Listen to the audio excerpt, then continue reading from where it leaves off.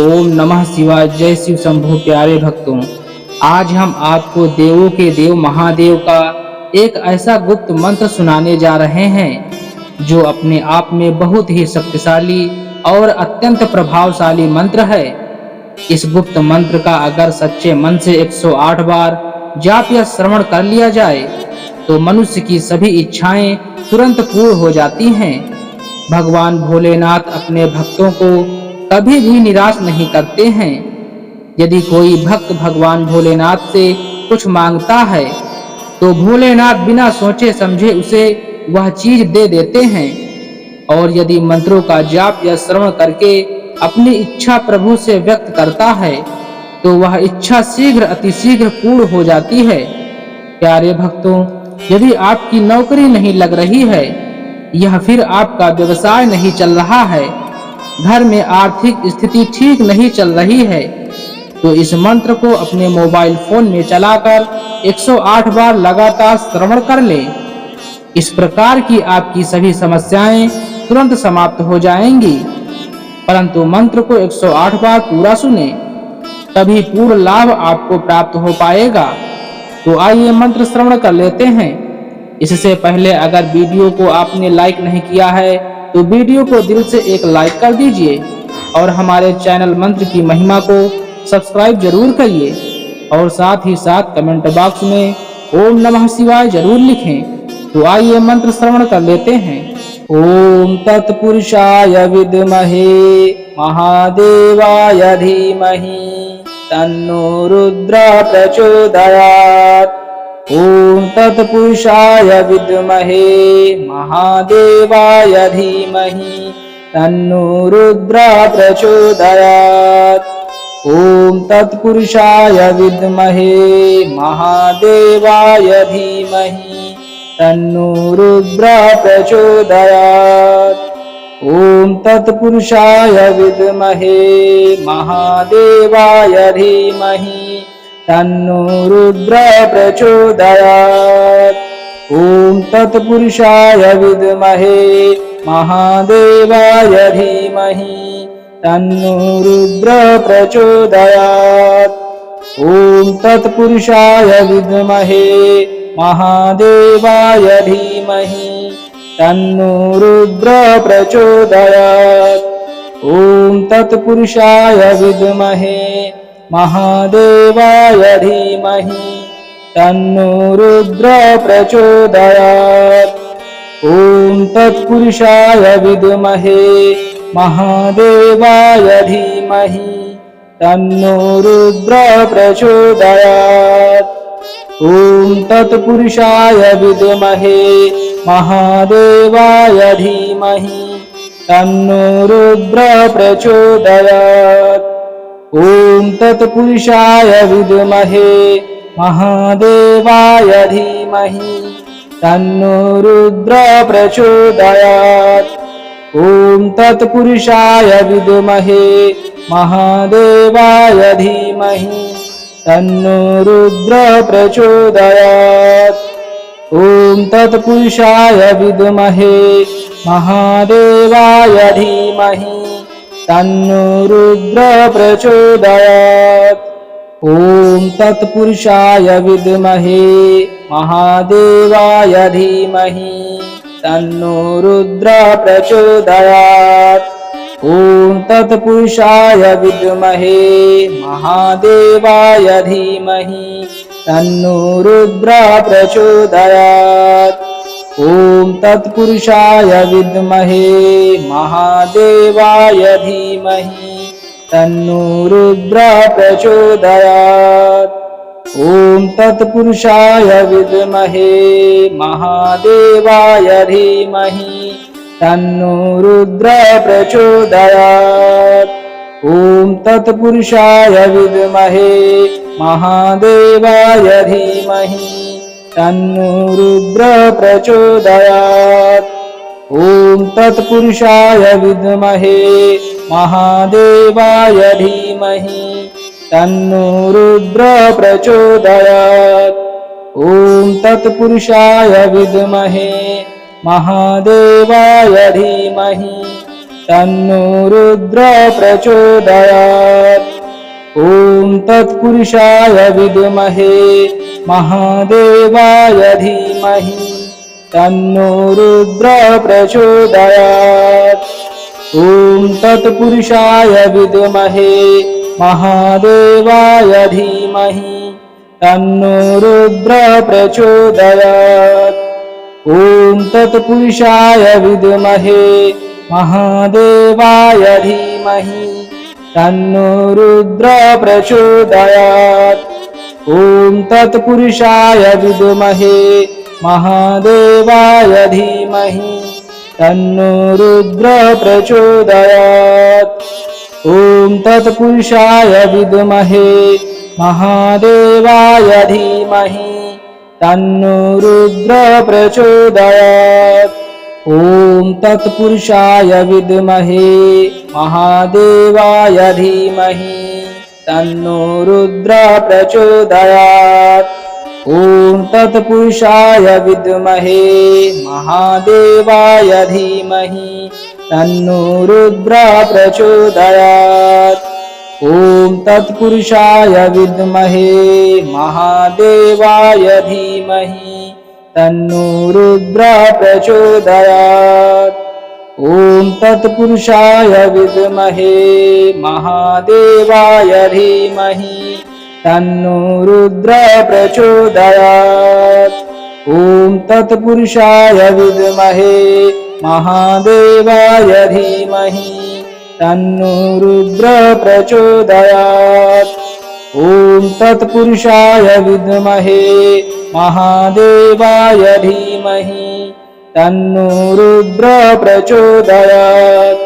ॐ तत्पुरुषाय विद्महे महादेवाय धीमहि तन्नो रुद्र प्रचोदयात्। ॐ तत्पुरुषाय विद्महे महादेवाय धीमहि तन्नो रुद्र प्रचोदयात्।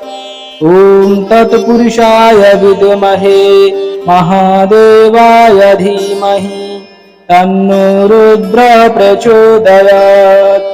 ॐ तत्पुरुषाय विद्महे महादेवाय धीमहि तन्नो रुद्र प्रचोदयात्।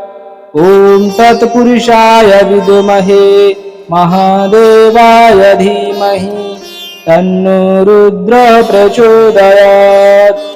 ॐ तत्पुरुषाय विद्महे महादेवाय धीमहि तन्नो रुद्र प्रचोदयात्। ॐ तत्पुरुषाय विद्महे महादेवाय धीमहि तन्नो रुद्र प्रचोदयात्। ॐ तत्पुरुषाय विद्महे महादेवाय धीमहि तन्नो रुद्र प्रचोदयात्।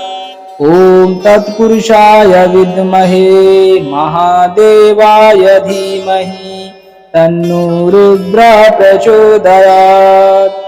ॐ तत्पुरुषाय विद्महे महादेवाय धीमहि तन्नो रुद्र प्रचोदयात्। ॐ तत्पुरुषाय विद्महे महादेवाय धीमहि तन्नो रुद्र प्रचोदयात्। ॐ तत्पुरुषाय विद्महे महादेवाय धीमहि तन्नो रुद्र प्रचोदयात्। ॐ तत्पुरुषाय विद्महे महादेवाय धीमहि तन्नो रुद्र प्रचोदयात्। ॐ तत्पुरुषाय विद्महे महादेवाय धीमहि तन्नो रुद्र प्रचोदयात्। ॐ तत्पुरुषाय विद्महे महादेवाय धीमहि तन्नो रुद्र प्रचोदयात्। ॐ तत्पुरुषाय विद्महे महादेवाय धीमहि तन्नो रुद्र प्रचोदयात्। ॐ तत्पुरुषाय विद्महे महादेवाय धीमहि तन्नो रुद्रः प्रचोदयात्। ॐ तत्पुरुषाय विद्महे महादेवाय धीमहि तन्नो रुद्रः प्रचोदयात्। ॐ तत्पुरुषाय विद्महे महादेवाय धीमहि तन्नो रुद्रः प्रचोदयात्। ॐ तत्पुरुषाय विद्महे महादेवाय धीमहि तन्नो रुद्रः प्रचोदयात्। ॐ तत्पुरुषाय विद्महे महादेवाय धीमहि तन्नो रुद्रः प्रचोदयात्। ॐ तत्पुरुषाय विद्महे महादेवाय धीमहि तन्नो रुद्रः प्रचोदयात्। ॐ तत्पुरुषाय विद्महे महादेवाय धीमहि तन्नो रुद्रः प्रचोदयात्। ॐ तत्पुरुषाय विद्महे महादेवाय धीमहि तन्नो रुद्रः प्रचोदयात्।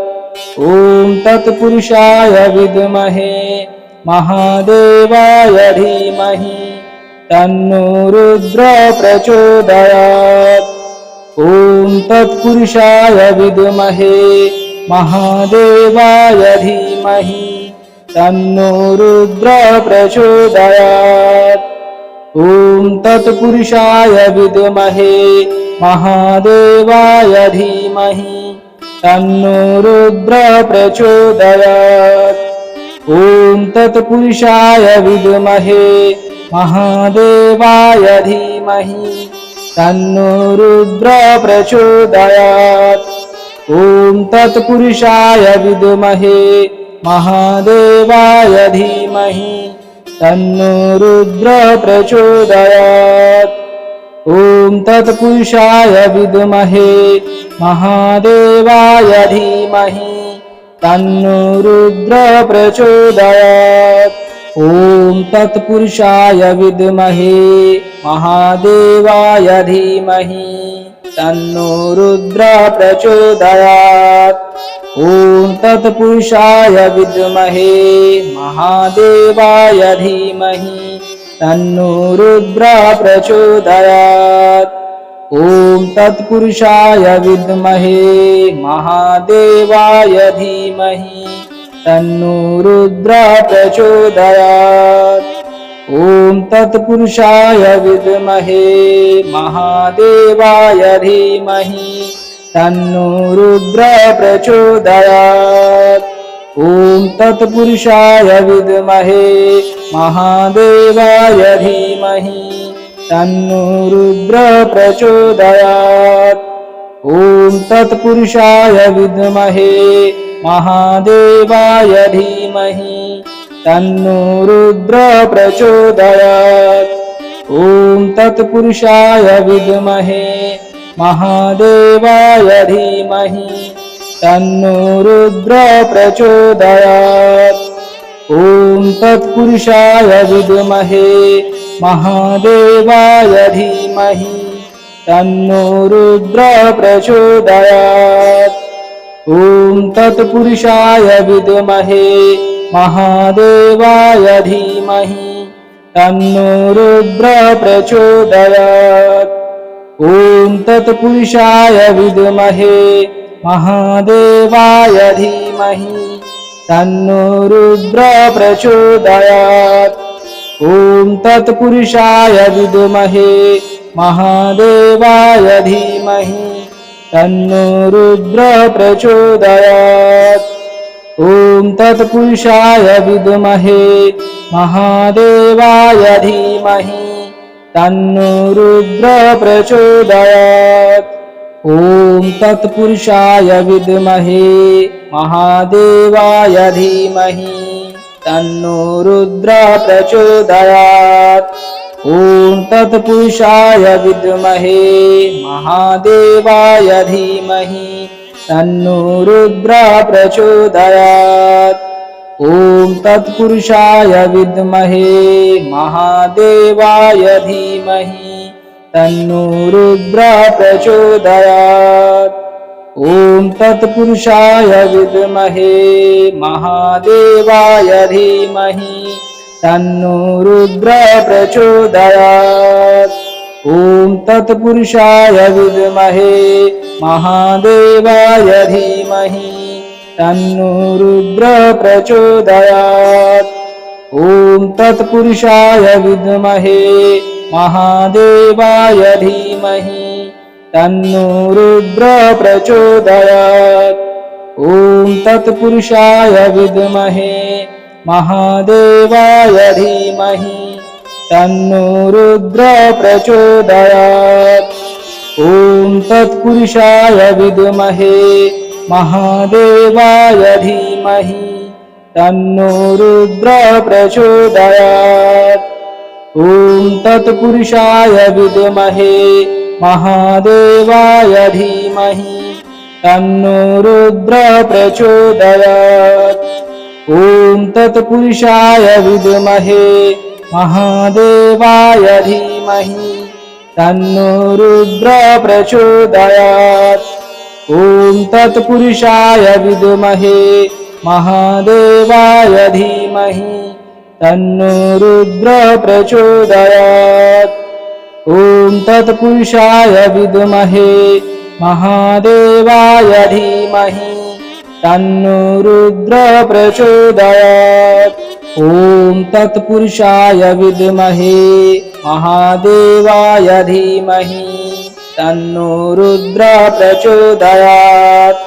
ॐ तत्पुरुषाय विद्महे महादेवाय धीमहि तन्नो रुद्र प्रचोदयात्। ॐ तत्पुरुषाय विद्महे महादेवाय धीमहि तन्नो रुद्र प्रचोदयात्। ॐ तत्पुरुषाय विद्महे महादेवाय धीमहि तन्नो रुद्र प्रचोदयात्। ॐ तत्पुरुषाय विद्महे महादेवाय धीमहि तन्नो रुद्र प्रचोदयात्।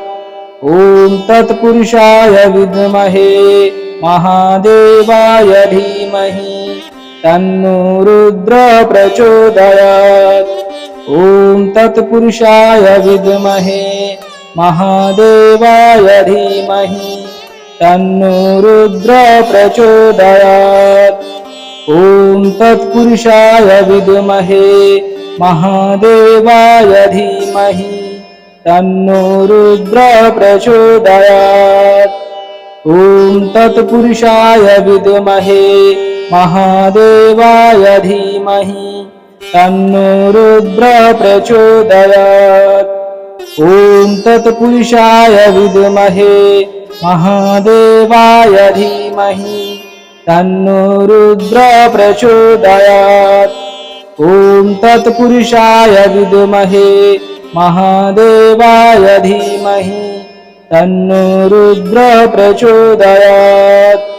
ॐ तत्पुरुषाय विद्महे महादेवाय धीमहि तन्नो रुद्र प्रचोदयात्।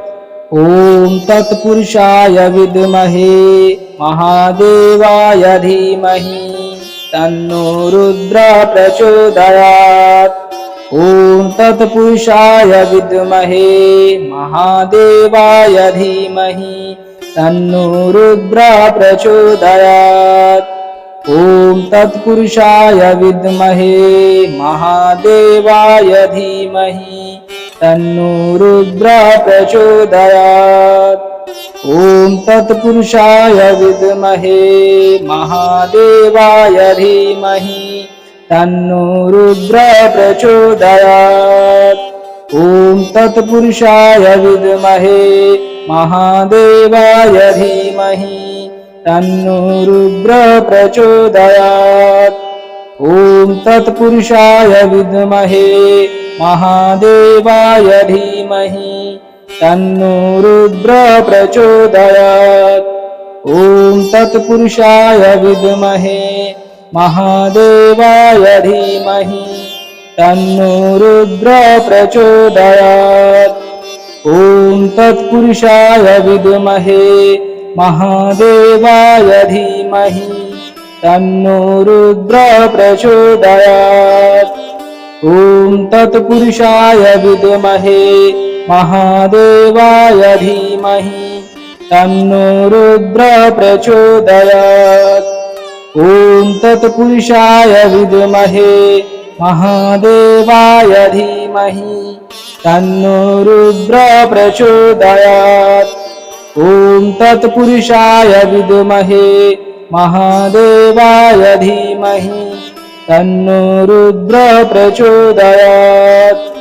ॐ तत्पुरुषाय विद्महे महादेवाय धीमहि तन्नो रुद्रः प्रचोदयात्। ॐ तत्पुरुषाय विद्महे महादेवाय धीमहि तन्नो रुद्रः प्रचोदयात्। ॐ तत्पुरुषाय विद्महे महादेवाय धीमहि तन्नो रुद्रः प्रचोदयात्। ॐ तत्पुरुषाय विद्महे महादेवाय धीमहि तन्नो रुद्रः प्रचोदयात्। ॐ तत्पुरुषाय विद्महे महादेवाय धीमहि तन्नो रुद्रः प्रचोदयात्। ॐ तत्पुरुषाय विद्महे महादेवाय धीमहि तन्नो रुद्रः प्रचोदयात्। ॐ तत्पुरुषाय विद्महे महादेवाय धीमहि तन्नो रुद्रः प्रचोदयात्। ॐ तत्पुरुषाय विद्महे महादेवाय धीमहि तन्नो रुद्रः प्रचोदयात्। ॐ तत्पुरुषाय विद्महे महादेवाय धीमहि तन्नो रुद्रः प्रचोदयात्। ॐ तत्पुरुषाय विद्महे महादेवाय धीमहि तन्नो रुद्रः प्रचोदयात्। ॐ तत्पुरुषाय विद्महे महादेवाय धीमहि तन्नो रुद्रः प्रचोदयात्। ॐ तत्पुरुषाय विद्महे महादेवाय धीमहि तन्नो रुद्रः प्रचोदयात्। ॐ तत्पुरुषाय विद्महे महादेवाय धीमहि तन्नो रुद्रः प्रचोदयात्। ॐ तत्पुरुषाय विद्महे महादेवाय धीमहि तन्नो रुद्रः प्रचोदयात्। ॐ तत्पुरुषाय विद्महे महादेवाय धीमहि तन्नो रुद्रः प्रचोदयात्। ॐ तत्पुरुषाय विद्महे महादेवाय धीमहि तन्नो रुद्रः प्रचोदयात्। ॐ तत्पुरुषाय विद्महे महादेवाय धीमहि तन्नो रुद्रः प्रचोदयात्। ॐ तत्पुरुषाय विद्महे महादेवाय धीमहि तन्नो रुद्रः प्रचोदयात्। ॐ तत्पुरुषाय विद्महे महादेवाय धीमहि तन्नो रुद्रः प्रचोदयात्। ॐ तत्पुरुषाय विद्महे महादेवाय धीमहि तन्नो रुद्रः प्रचोदयात्। ॐ तत्पुरुषाय विद्महे महादेवाय धीमहि तन्नो रुद्रः प्रचोदयात्। ॐ तत्पुरुषाय विद्महे महादेवाय धीमहि तन्नो रुद्रः प्रचोदयात्। ॐ तत्पुरुषाय विद्महे महादेवाय धीमहि तन्नो रुद्रः प्रचोदयात्। ॐ तत्पुरुषाय विद्महे महादेवाय धीमहि तन्नो रुद्रः प्रचोदयात्। ॐ तत्पुरुषाय विद्महे महादेवाय धीमहि तन्नो रुद्रः प्रचोदयात्। ॐ तत्पुरुषाय विद्महे महादेवाय धीमहि तन्नो रुद्रः प्रचोदयात्। ॐ तत्पुरुषाय विद्महे महादेवाय धीमहि तन्नो रुद्रः प्रचोदयात्। ॐ तत्पुरुषाय विद्महे महादेवाय धीमहि तन्नो रुद्रः प्रचोदयात्। ॐ तत्पुरुषाय विद्महे महादेवाय धीमहि तन्नो रुद्रः प्रचोदयात्। ॐ तत्पुरुषाय विद्महे महादेवाय धीमहि तन्नो रुद्रः प्रचोदयात्।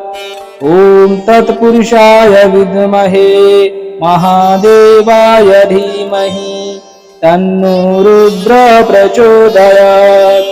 ॐ तत्पुरुषाय विद्महे महादेवाय धीमहि तन्नो रुद्रः प्रचोदयात्। ॐ तत्पुरुषाय विद्महे महादेवाय धीमहि तन्नो रुद्रः प्रचोदयात्। ॐ तत्पुरुषाय विद्महे महादेवाय धीमहि तन्नो रुद्रः प्रचोदयात्। ॐ तत्पुरुषाय विद्महे महादेवाय धीमहि तन्नो रुद्रः प्रचोदयात्। ॐ तत्पुरुषाय विद्महे महादेवाय धीमहि तन्नो रुद्रः प्रचोदयात्।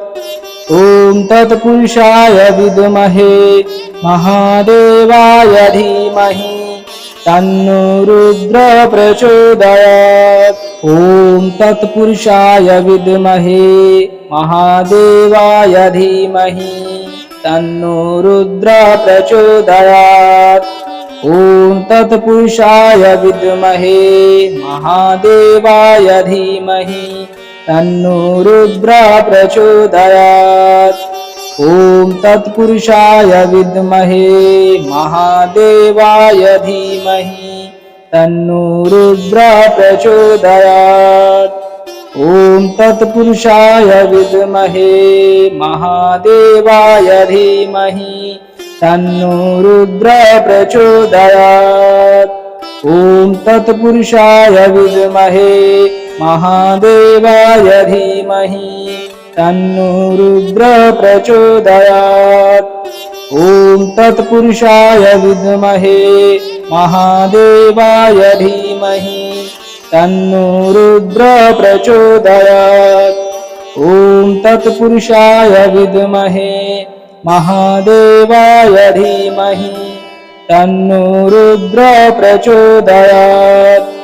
ॐ तत्पुरुषाय विद्महे महादेवाय धीमहि तन्नो रुद्रः प्रचोदयात्। ॐ तत्पुरुषाय विद्महे महादेवाय धीमहि तन्नो रुद्रः प्रचोदयात्। ॐ तत्पुरुषाय विद्महे महादेवाय धीमहि तन्नो रुद्रः प्रचोदयात्। ॐ तत्पुरुषाय विद्महे महादेवाय धीमहि तन्नो रुद्रः प्रचोदयात्। ॐ तत्पुरुषाय विद्महे महादेवाय धीमहि तन्नो रुद्रः प्रचोदयात्।